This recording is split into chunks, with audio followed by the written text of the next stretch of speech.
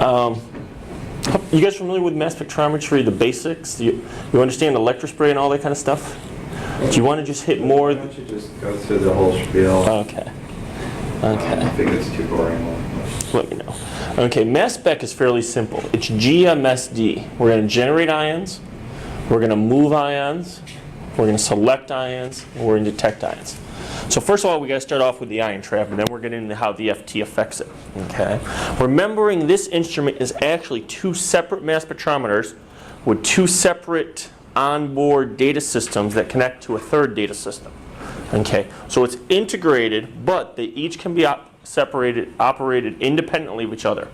The advantage of that approach is not only can we operate just the FT or just the LTQ, but we get this advantage, this parallel operation where we can be doing stuff on the FT while the LTQ is analyzing a different part of that sample. Okay. So we're going to generate ions. That's your nanospray. Okay. We're going to take those ions and move them down the ion optic. So if we take a look at this picture right here. Okay. Did you do this picture? This is fantastic. Yeah, I mean, you'll notice I got to make a modification. I keep forgetting to get rid of my heated capillary. Yeah, so you can have all these pictures. Just go ahead and grab them, put them right in. Now, so we generate ions. Now, this is a regular source, but you guys are going to have the nanospray. Okay. Concept: the only reason you're doing nanospray is it improves your sensitivity by working at lower flow rates. Okay. We're going to have a ion optic system. Okay, so you can break it down two ways. The first way is you could think that the ion optics move ions. Okay, so our capillary through our skimmer into Q00, Q0, and Q1 with intermultiple lenses in between places voltage on them to transmit the ions most efficiently from the front to the back. Okay. The second part of the ion optics system is specifically the stack, the front end, which is up to the skimmer, and that's to heat ions up and desolvate them.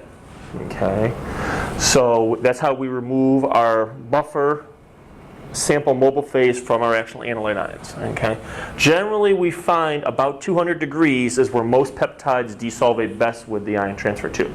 Okay, and then signal from tuning or what? Judged on signal from tuning. Judged on signal from tuning. I've never tuned with a phosphopeptide. It'd be interesting to see is if you did a tune with a phospho. Oh, you're on 350. To 250. Yeah. Wow. Okay. And we found that it virtually has no effect on the sensitivity. It seems. I mean, you don't get degradation of the peptide.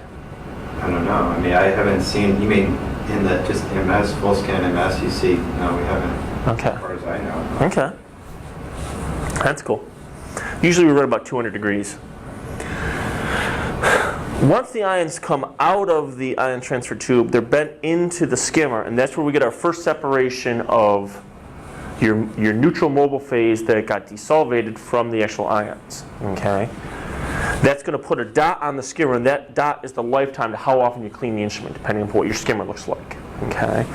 Because of the way this instrument was done, unfortunately there is no gate between the LTQ and the FT. So if we vent the instrument on the front end to clean the stack, we have to vent the FT, and you're going to be down for about 3 days. Just baking out the FT to get your pressure back down in the -10s. So you're hopefully, if you can clean once every 6 months, I think that's pretty good.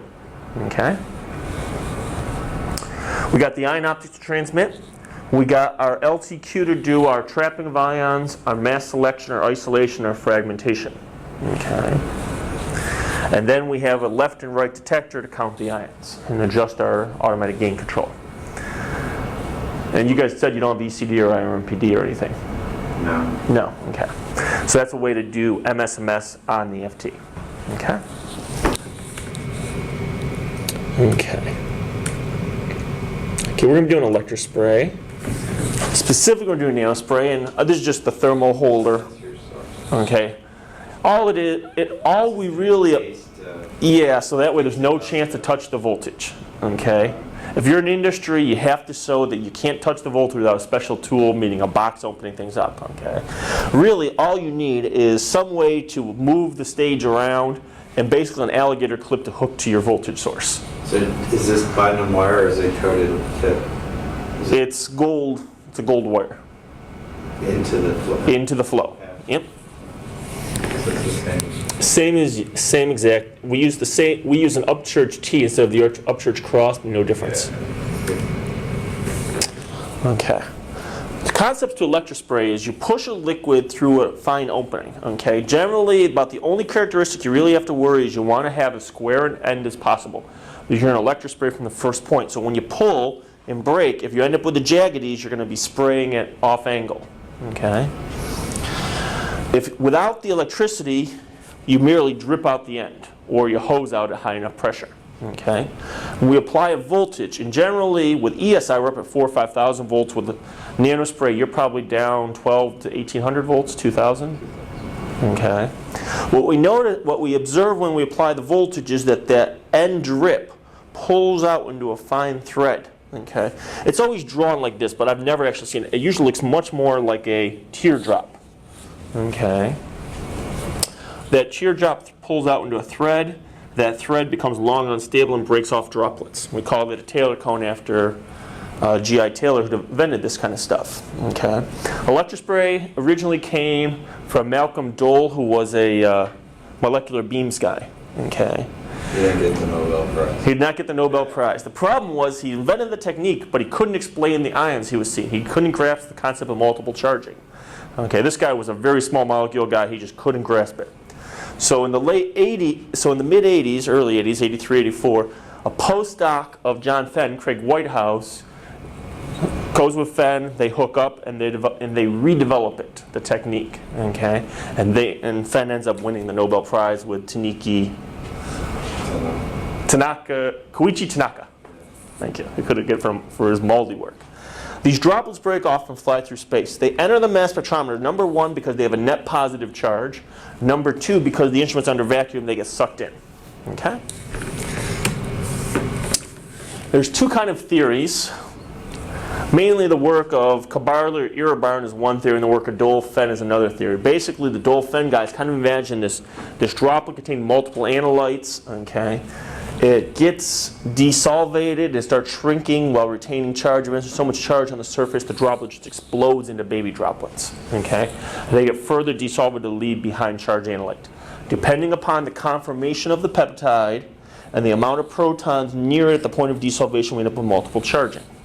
Sometimes you'll see a 1+, a 2+, 3+, 4+, depending upon the number. So the protons come from where? The solvent? They come from the solvent. Okay. These ions are preformed in solution. Electrospray is not an ionization process, it's merely a gas phase transport. It takes things from the liquid and brings them into the gas phase. Okay. The concentration of the droplet determines our overall sensitivity, which is why nanospray helps us, because by lowering the amount of liquid that the peak's eluting in, we end up with a higher concentration and hence a higher signal. Okay. Kabarle talks about a droplet deforming and having the analyte jump out. He dealt mainly with a lot of small molecules. I can envision a small molecule. I cannot envision a peptide jumping out of a droplet on its own. That's a lot of energy. You don't have to worry about regular spray. Okay, nanospray. You guys are 100 nanoliters to 3 mics a minute. I always run around 200 nanoliters for most of my systems. Okay, mainly because, you guys measure your flows with the little capillary. Yeah, and basically below 100 nanoliters, I can't measure the thing worth a crap. And there's a very fine line where a lot of customers lose their flow. So about 200 is about where I quit. Okay, there's two general approaches. You guys are not using the column tip approach. You're using the pack tip. So you've either fritted or pulled the tip small enough and you pack C18 behind it. So you end up with a no connections, hence very high peak shape. Okay.